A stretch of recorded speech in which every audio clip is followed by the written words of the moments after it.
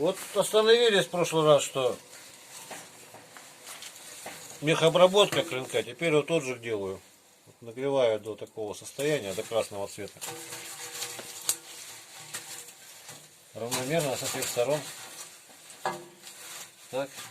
И теперь оставляю с углями вместе остывать. Но предварительно засыпаю вот такой вот пылью угольной. И оно теперь долго-долго будет тлеть. Бывает до 2 суток тлеет. Это вот у меня перед закалкой такую процедуру у нас происходит, отжиг называется. Ну, восстанавливается при этом структура металла,